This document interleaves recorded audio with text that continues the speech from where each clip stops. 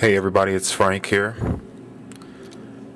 Just when you thought it couldn't get any worse, and that Bush was the worst and most incompetent president ever, something else comes out and just takes it to an entirely different level. Well, it just comes out that Saddam wanted out and Bush lied about it. Story written by Nicole Bell on Friday, September 28th, 2007. It goes on to say that how much money does Bush think a U.S. soldier's life is worth? How much money does Bush think the lives of our allies as soldiers or innocent Iraqis are worth? As we're finding out, not very much. On March 17th, 2003, Bush issued the warning, quote, Saddam Hussein and his sons must leave Iraq within 48 hours. Their refusal to do so will result in military conflict commenced at a time of our choosing, end quote.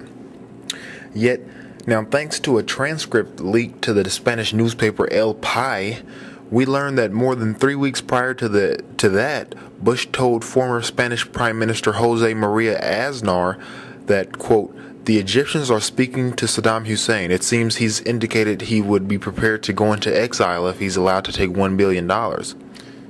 End quote. When confronted about the leaked transcript yesterday, White House spokeswoman Dana Perino did not dispute its accuracy. Just last week, we learned from former Fed Chair Alan Greenspan that the real reason behind the war in Iraq was oil.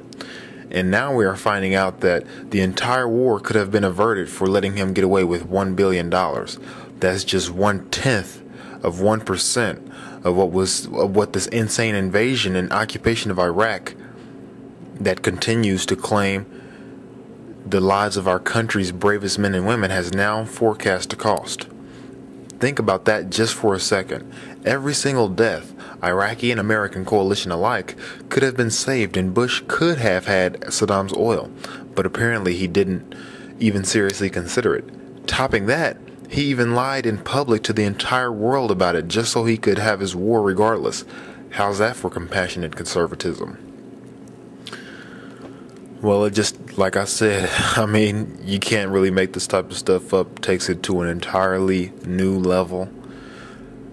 It begs the question, okay, if it wasn't about oil, and if it wasn't about Saddam, because they could have had both, they could have had him abdicate with his family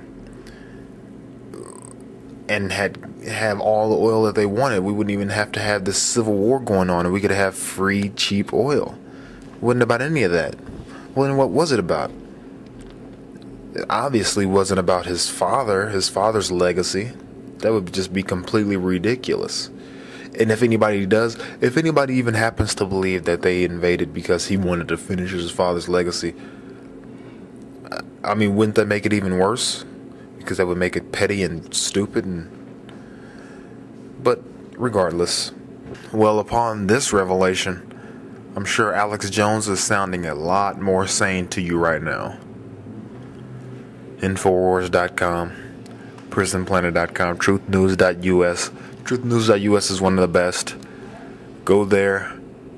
You can find out what's really going on, because this just proves that they're not operating on the same level that we think they're operating on. This is Antonio Franklin with Frank News.